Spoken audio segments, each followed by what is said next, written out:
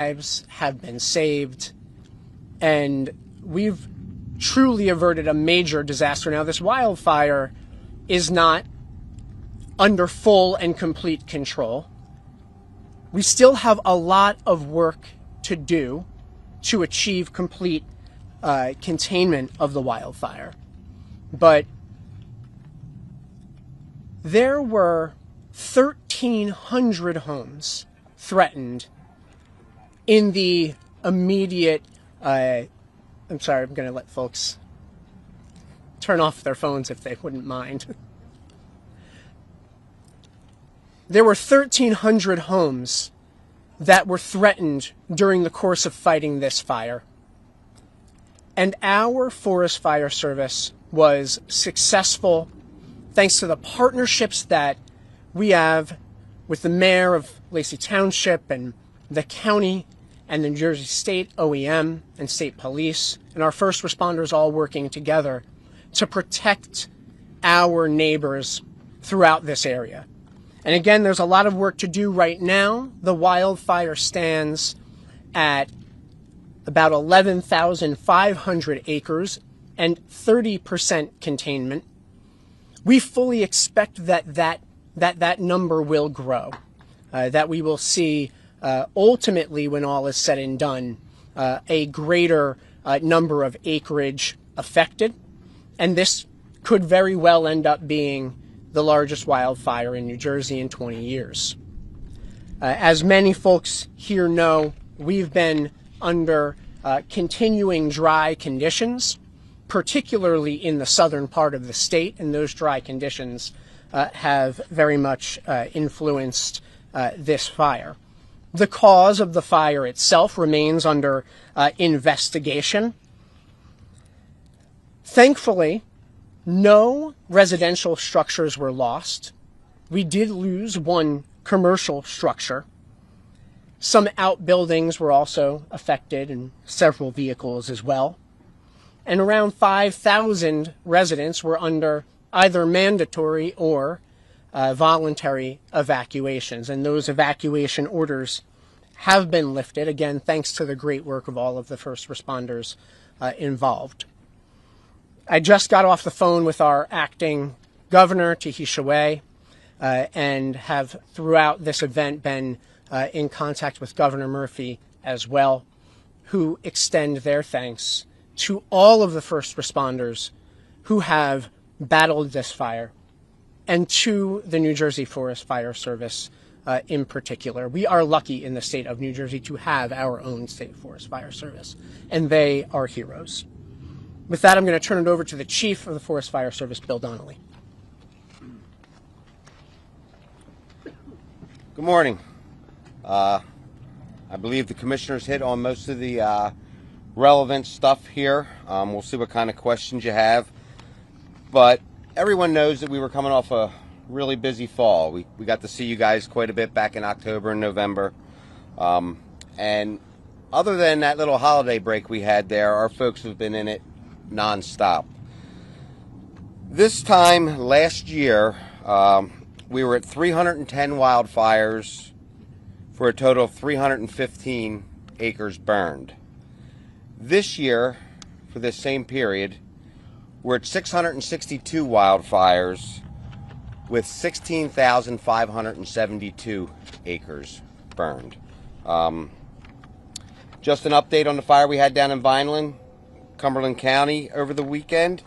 That fire stands at 1,327 acres and is still 80% contained. I too would just like to state our first responders, our partners.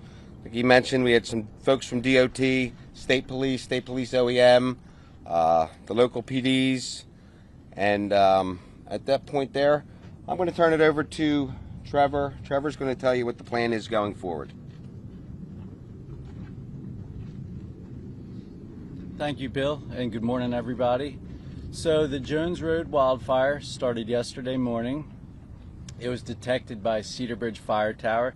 The fire observer in Cedar Bridge Fire Tower, when he climbed the tower that morning, he saw the wildfire and reported it at approximately 9:45 yesterday morning.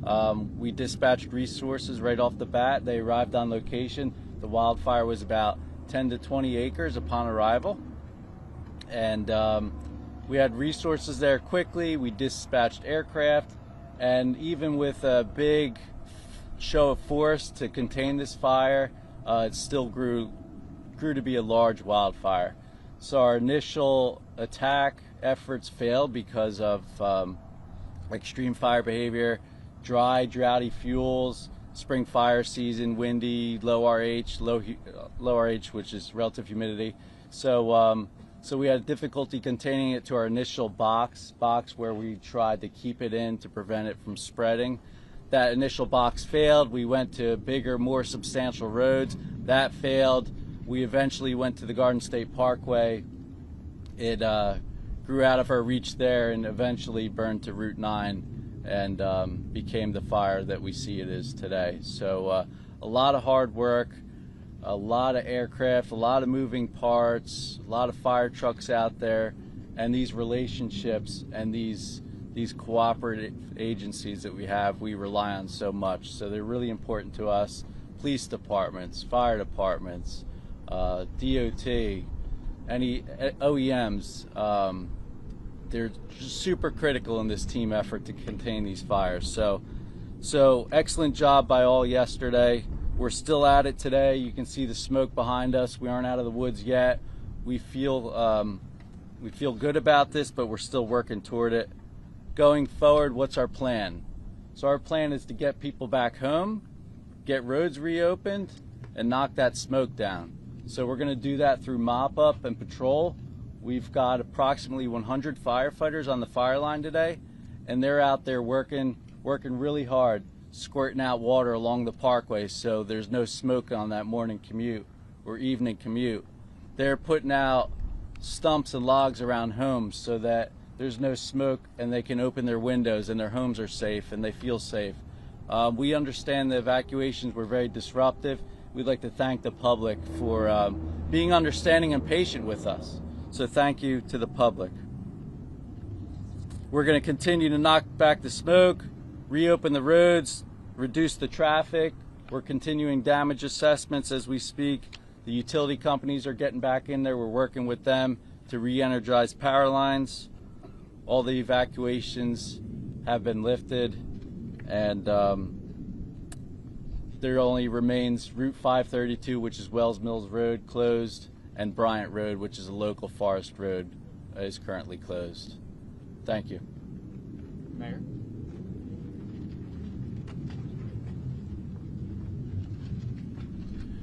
Hey, good morning. I just want to give you an update from the Lacey Township perspective, which was part of ground zero from where we were with the fire. So shortly after probably about 3 o'clock yesterday afternoon, we received word that one of our senior communities, Pheasant Run, was under a voluntary evacuation, and that leads into some special challenges when you're talking about health care and seniors and issues that could be immediate. That became mandatory evacuation. We set up a makeshift shelter at our community hall at 15 East Lacey Road, but we had no power. We had no cots, we had no nurses, we had no emergency provisions.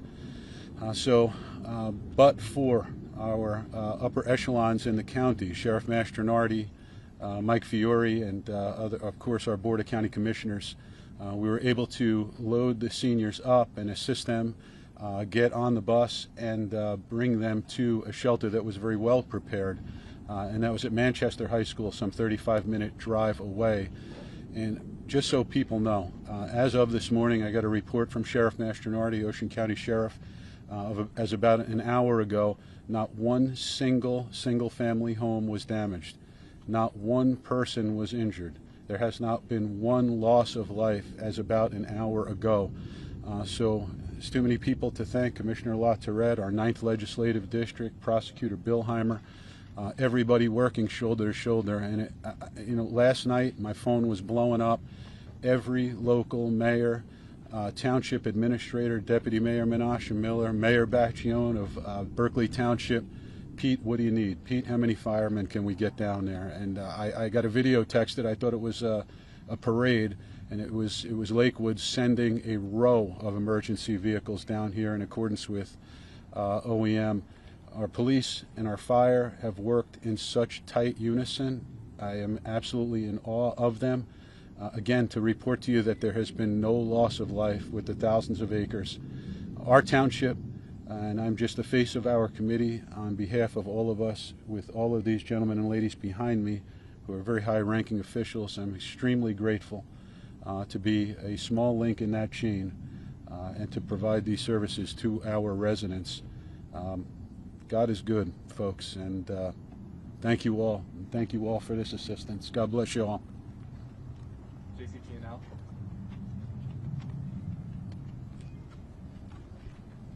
Good morning. First, we'd like to thank our customers for their patience and understanding during this event. We recognize that any power outage is challenging, and in a situation as stressful as this fire and the past 12 to 24 hours have been, we really appreciate their patience and understanding. We also want to recognize the Forest Fire Service and their fire command. We work with emergency management personnel on the municipal, county, and state level every day. We've been in close contact and coordination with the fire command since we were notified of this fire early yesterday. At approximately 6 p.m. yesterday, we did receive a request from the fire command to de-energize all of our lines going in and out of our Oyster Creek substation. This resulted in an outage affecting approximately 25,000 customers. That includes pretty much all of our customers in Barnegat and Ocean Townships, as well as about 3/4 of our customers in Lacey. This morning, we were cleared to begin our damage assessments. Our crews have been out since early this morning surveying our lines, checking our poles, our wires, our devices to see what can handle power, what damage there is, and we will begin the restoration process as those surveys are completed. At this time, we do expect that our customers in Lacey, approximately 6,700 customers, will be restored early this afternoon. Our remaining customers will be restored as those surveys are completed. We have been proactively communicating with our affected customers throughout this process. We continue to do so. We encourage any customers that are affected to follow the updates on the outage map on our website, jcp-l.com. And if they have not already done so, register for our text alert system. They can text REG, R-E-G, to 544-487. We will provide ETR updates, restoration timing updates, via the text alert system. And even if customers are not affected, we encourage them to go ahead and register for that system, as you can report outages via text messages, receive outage updates, even check your bill via text message. Thank you. All right, so we're going to do questions now. Like I stated earlier, we're going to start from the left and go to the right. Please raise your hand and we'll go down the line. This is for anyone. You talked about you guys expect the number of acres burned to grow and for this wildfire to be the largest in New Jersey in the past 20 years. Can you just speak to the difficulty of that and what firefighters are facing as the days go on? Sure. So it may be the largest in 20 years based on how we are anticipating the fire movement. I'm sorry. Sorry, I was responding to the questioner. How dare I? Let me respond to the cameras. So as I had mentioned before, we are anticipating the fire to grow from beyond the current estimate of 11,500 acres at 30% containment. And that is because this is still a very active fire. And there are burnout operations that are ongoing. Trevor could step up and explain that a bit more to you. But as we continue to get this under full control, the expectation is that that number of acres will grow, and grow in a place that is unpopulated, that is more open wilderness. But in order to fully contain the fire, more burnout operations are necessary, and that will likely increase the overall acreage. Trevor, do you have anything to add? No, you got it. I want to follow the rules and go this way.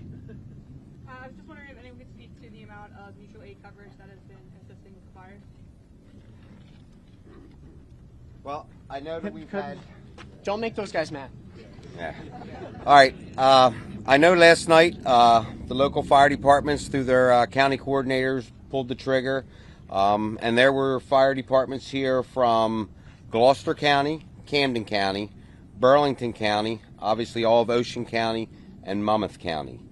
So those folks provided mutual aid to the local fire departments, and their equipment was utilized to either fill our trucks with water, or we had them in places where homes were threatened, and their job was to be there and protect them homes, so in the event something did go wrong, they were there to deal with it. So the exact number, I would say it was hundreds of fire trucks, without a doubt, here. Everywhere you look, there were resources from counties throughout southern New Jersey.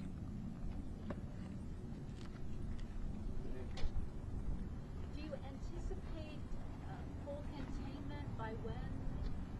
Is there an idea? So the question is about when we can anticipate full containment.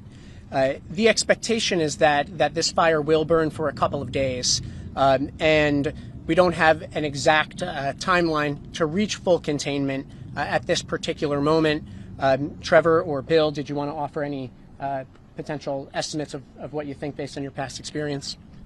Well, based on the weather that we're dealing with right now, humidity's down, and we have these breezes, temperatures are up.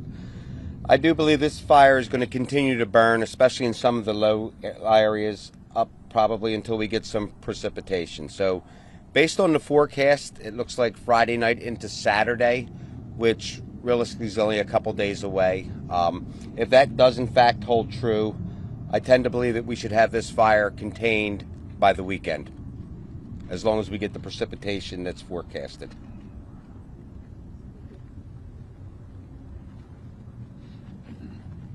Jimmy, do you want to? I think we might have skipped someone. Yep, right here. Yep. I was just wondering, you said there was one commercial structure, I believe it was burned. I noticed in photos yesterday that there was a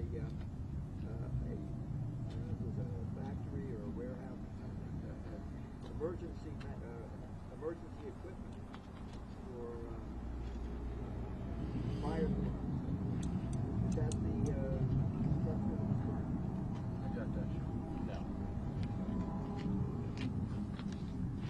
Yeah, I could answer that, sir. So that was in the southern part of our town, Lacey Township, in the industrial park. And that was Liberty garage door and awning. It's completely destroyed. It's on Old Shore Road. So I surveyed that damage with our administrator, Lorray, this morning. But thankfully there were no injuries. And as I said earlier, correctly, none of the single-family homes were destroyed. So we had zero loss of single-family structures. And we have a lot of timber structures, very few brick structures in our township. So we were very fortunate. But that down there, in that part of the industrial park, the fire came right up to the back of the industrial park, and it took out that building. It was The emergency equipment building? no, it was Liberty garage door and awning. Oh, okay. So that's gone now. So it's very unfortunate because it was a great business. But does that answer your question, sir? Yes, thanks. Thank you so much.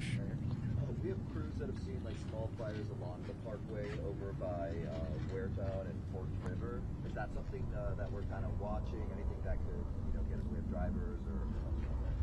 Yes, it is something that we're watching. I'll ask Trevor to come up and explain operationally how that's being handled, but it is being watched throughout the day, and folks are responding to those reports. While I was on the aerial surveillance flight this morning, I could hear all of the first responders overhead responding to those individual incidents as they're reported. Trevor, do you want to explain that a bit more? Sure, thank you, Sean. So yes, we are mopping up along the parkway. So what that means, there's lots of embers, lots of trees on fire that might have been dead in the past, so they might be more on fire than others. So they're no threat to the line, they aren't a threat to containment, but we are actively out there knocking down the heat, knocking down the smoke, so that along people's commute, that it doesn't disrupt them. There's not going to be any traffic concerns or road safety concerns. We talked about several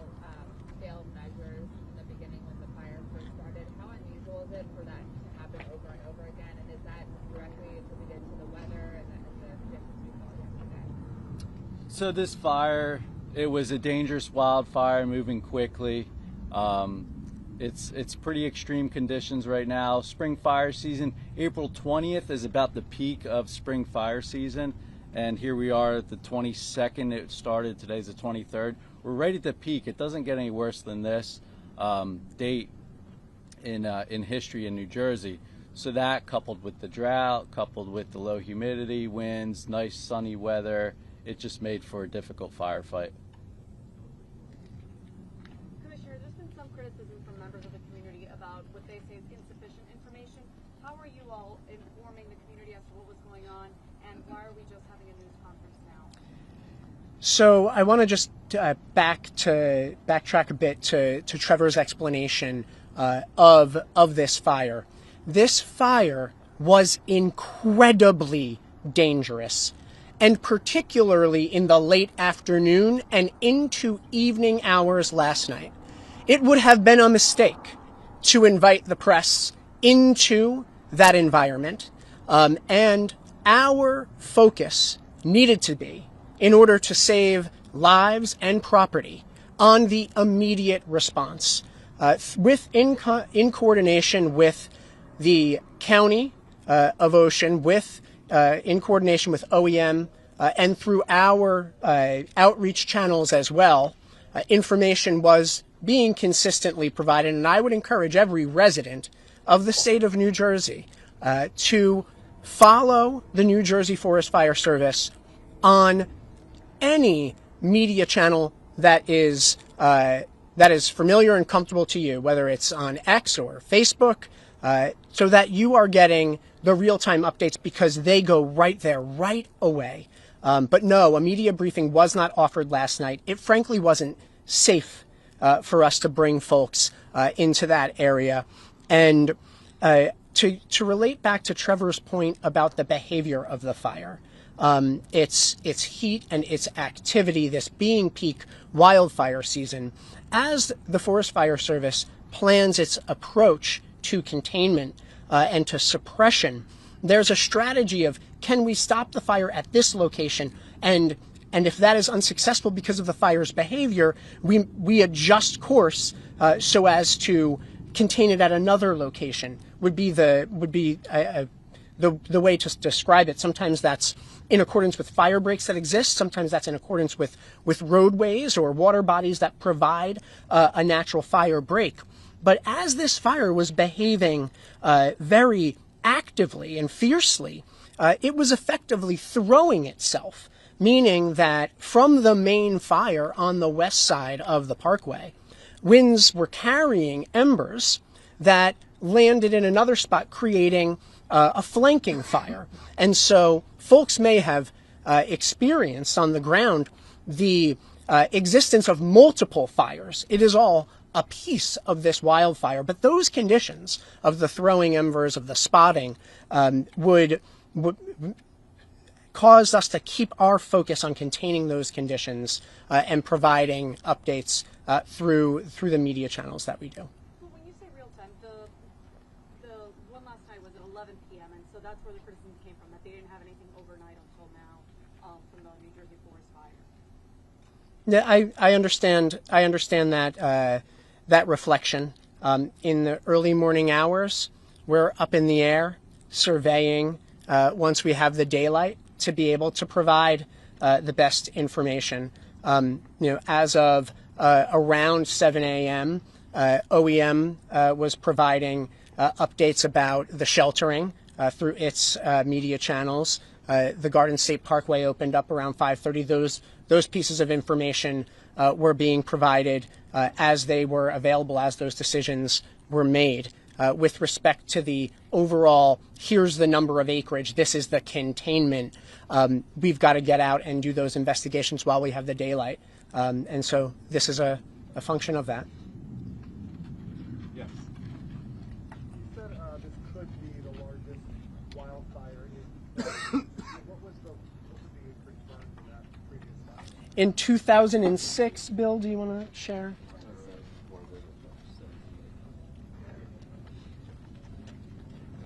Right here, the area we're standing in, 2007. We had a 17,000 acre wildfire that came across 539 as a result of a military exercise. And that fire went from 539, actually from the bombing range down there, if anybody's familiar with that, all the way to the Parkway and down to Route 72. So that there was a 17,000 acre fire that occurred 19 years ago. So if this one isn't the next 20 years, it's probably the 18 years.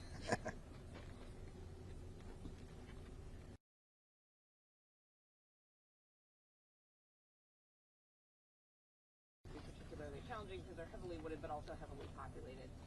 Today we talked about the challenges in navigating that with so many people and so much infrastructure in the area, and also is anything being looked at in terms of wildfires and future planning and future development of this area and future preservation to mitigate situations like that? Sure. We find ourselves in this very fire at the wildland urban interface, right? That place where the open wilderness meets our developed built environment. And that place, that interface, is a highly risky place. And there are a number of ways to address and reduce those risks. Earlier this year, at a round table that the governor hosted, which Senator Amato, right behind me, was with, and is an outstanding supporter of the Forest Fire Service, we launched the New Jersey Wildfire Smart campaign, which has a number of different components. You can find that right on the DEP website at dep.nj.gov.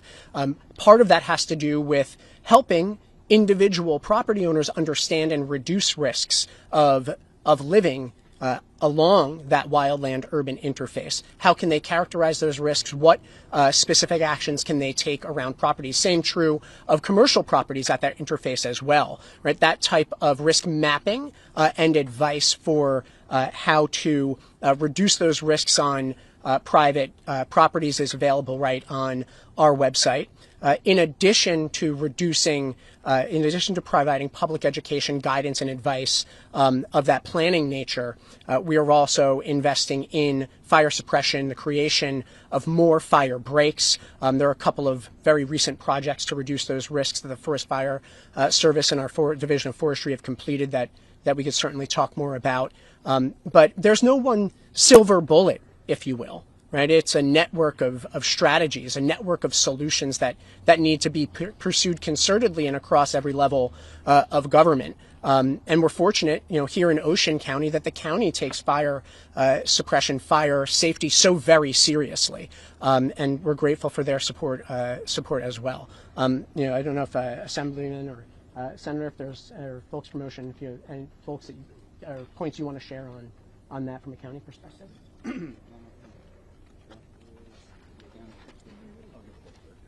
The Sheriff's Department is assisting our local agencies, providing patrol and traffic functions and coordinating with state OEM. Our OEM is also coordinating with our sister agencies and doing whatever's provided. We are putting out equipment, all the equipment that's necessary that we're able to provide, and asking the state for their resources as well. But everything is coming together nicely. We can't commend the efforts of the firefighters enough. It's just been a tremendous response from the state, and all our local volunteers have been phenomenal. And the fact that there's no loss of life and no loss of homes and residential structures is just a phenomenal compliment to their efforts on this scene. Thank you, Sheriff. Wayne? Did the total number of evacuees exceed 3,000 as listed last night? And then for JCP&L, forgive my ignorance on this, what was the need to cut power? Like, what would the danger have been to these homes? We'll ask JCP&L, and then we can ask OEM to advise on the evacuation. So the request to de-energize the lines in and out of Oyster Creek substation was for the safety of the fire crews that were... One second.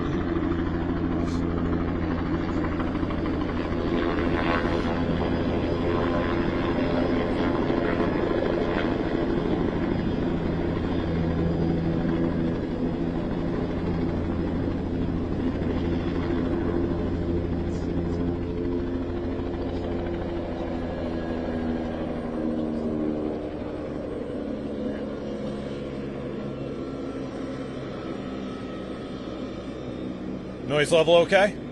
All right. So the request to de-energize those lines in and out of Oyster Creek substation was for the safety of the fire crews on the ground. Those are high voltage lines that go in and out of that substation. So we went ahead and de-energized those. That also meant then that the feed from Oyster Creek to substations in Lacey and Waretown was cut, and those substations didn't have power as a result. Safety is a top priority for us, so this restoration process and the timing of restorations are built entirely around safety. We need to make sure our system is safe.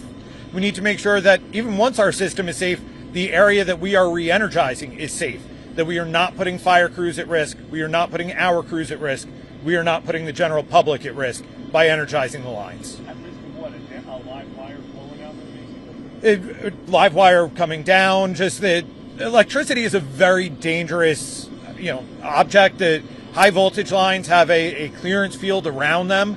So just making sure that all clearances were safe, that everybody's able to operate and do everything they need to do to prioritize the suppression of the fire and not have to worry about the lines that are there. And the total number of evacuees, anyone?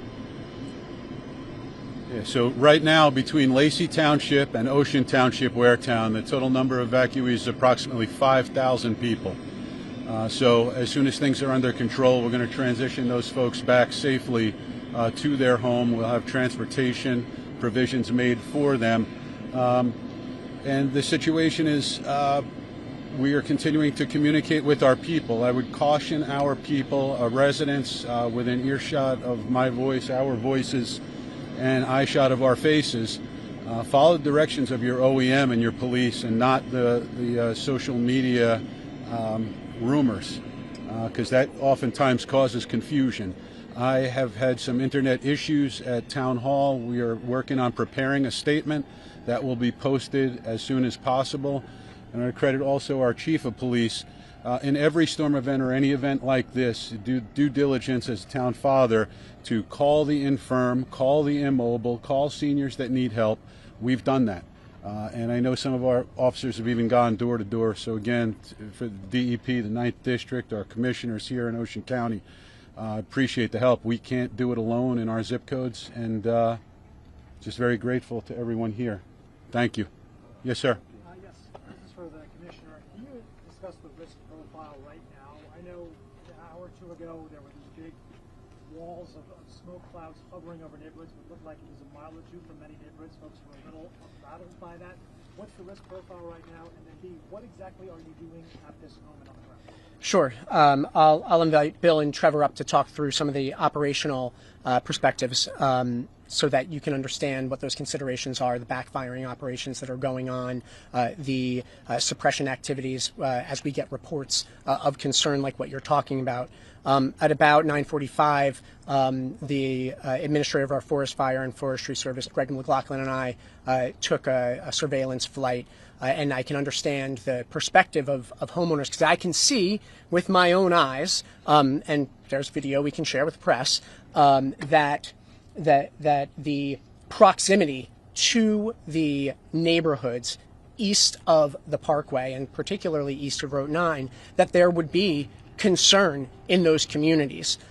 From an active fire management perspective, we have moved the active fire west of those residential areas. Now, to be clear, there is an air quality alert in effect for this area, for the area of Ocean, Lacey, because particulate matter is of concern, and folks should take precautions, particularly if you're among a vulnerable population. As you've heard the mayor speak to, we have a number of seniors in these communities. We need to make sure that their windows are closed and that they're keeping themselves safe.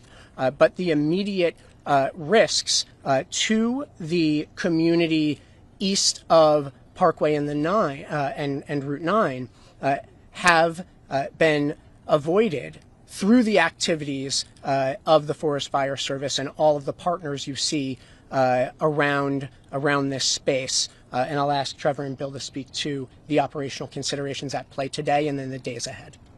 All right, well, I think everybody's sees that the column of smoke that was here earlier when you guys arrived is no longer here.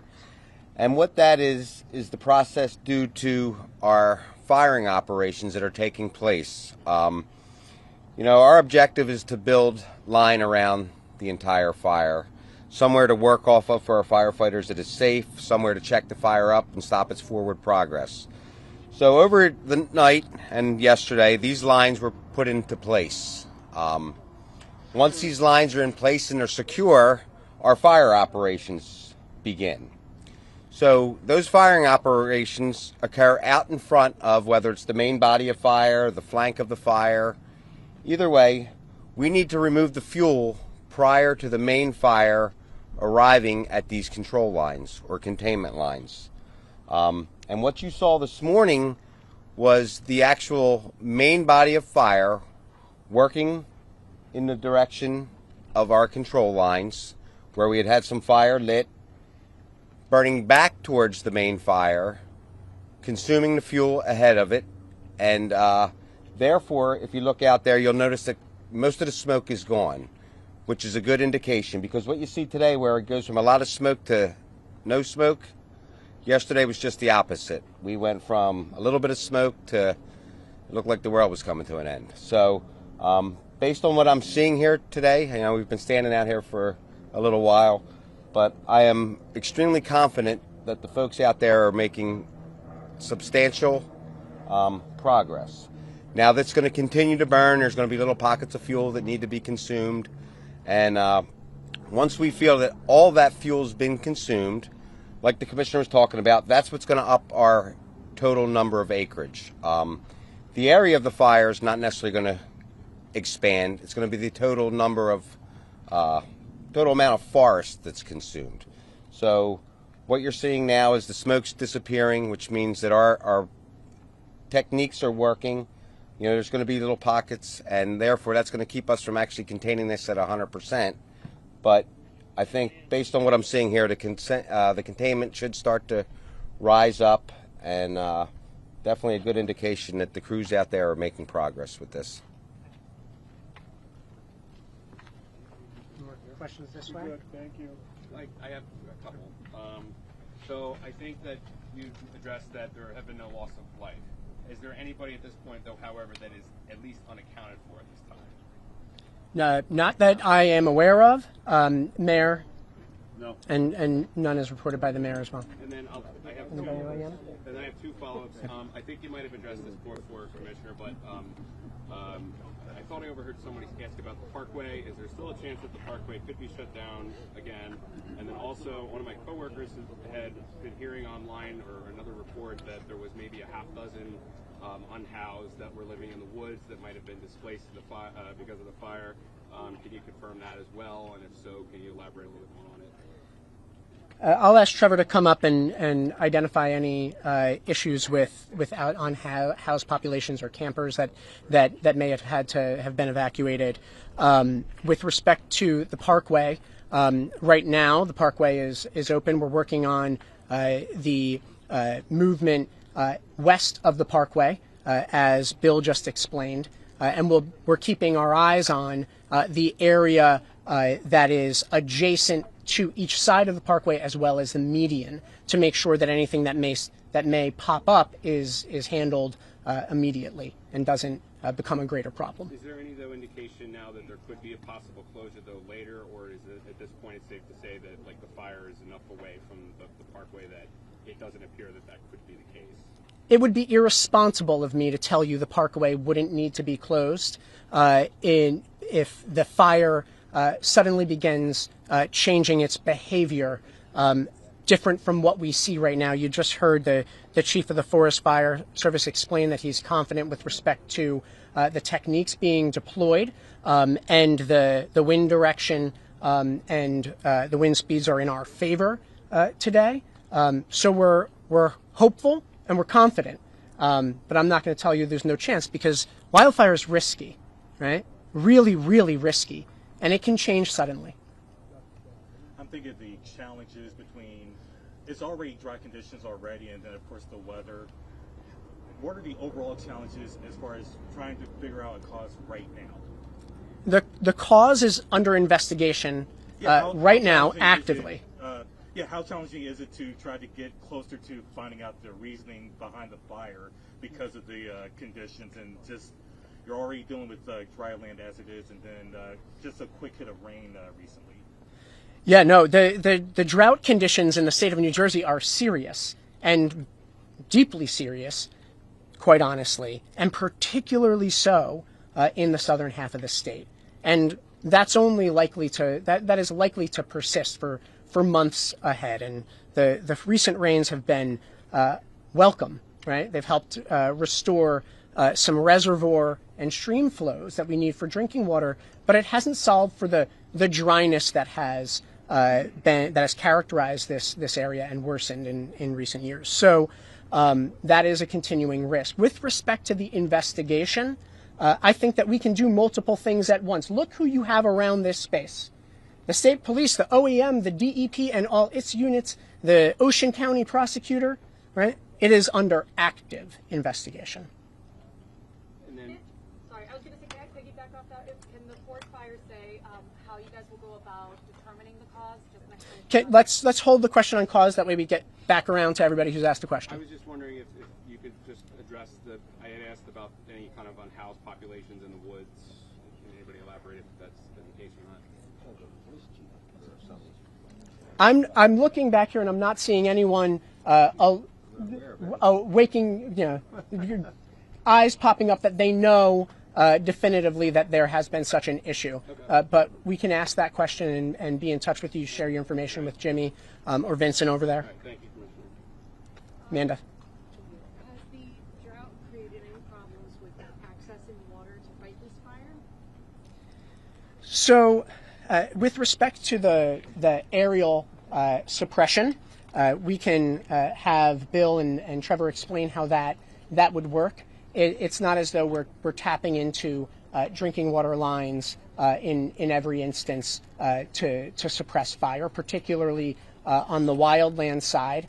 You've heard the chief explain how we are fighting fire with fire to consume fuels in that context. Certainly, the tapping of hydrants by all of our volunteers and contributors to this effort overnight, particularly to provide structural protection. That does tax the water systems, but thankfully we have seen some rebound in stream flows. If you go over to our drought website, you'll see that there's been some rebound, but we are still in a drought warning status in the state of New Jersey. Thank you guys. In terms of you didn't ask a question yet. I'm sorry. in smoke and air quality, do you anticipate it affecting other parts of the state, or going north or going south? So I think the best way to answer that question in the moment would say at this moment what we're seeing northerly winds, right? And so the best way to anticipate whether it might affect you would be to go to if you've got a smartphone, go to the App Store and go to Air Now and download that app, and you will be able to see real-time trajectories of wildfire smoke as it may change throughout the course of this burnout operation, which will be lengthy. But right now, the air quality action alert is for this area of Southern Ocean County. I do have a question. In terms of this air quality alert, I mean, there are some health concerns, especially to people who already have a hard time breathing. What precautions are you encouraging those people to take? Yes, so I would, first of all, encourage folks to go to dp.nj.gov, and you will see a link right there to the air quality recommendations for individuals. Ocean County has also put out information to help guide its residents through all its local channels.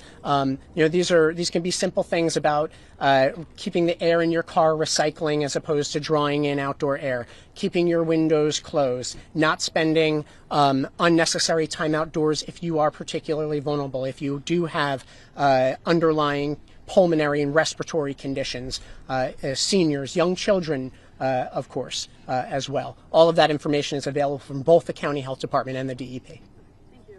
And then I just wanted to ask Chief Donnelly if he can explain how you go about determining the cause of the fire and if you have a potential cause of Well, as of right now, the investigation was set to start taking place here probably sometime around lunchtime.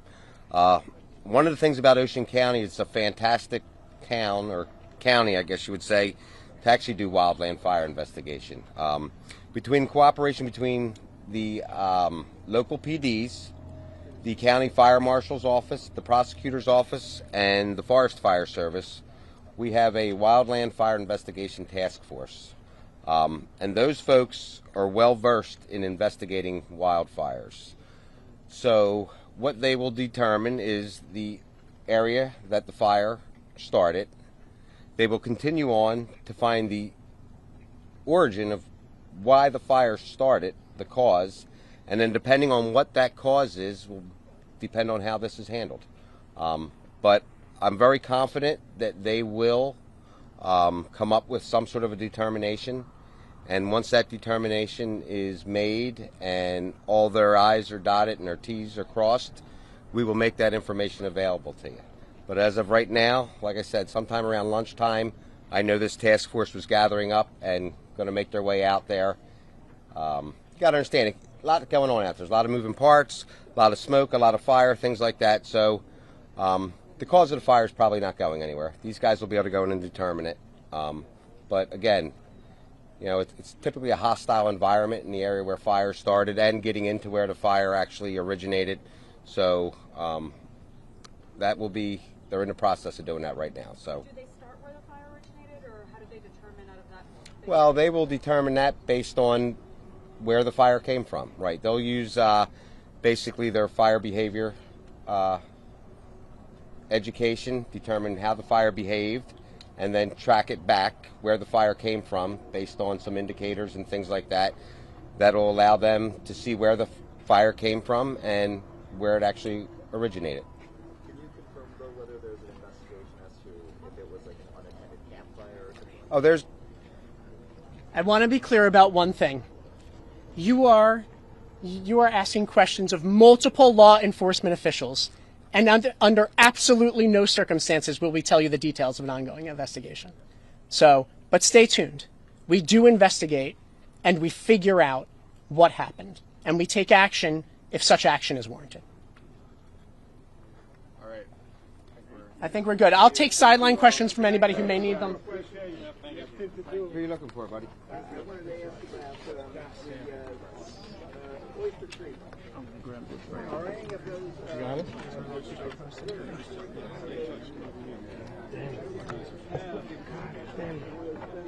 Same question, 3 times different way. Yeah, I can feel you. Sorry.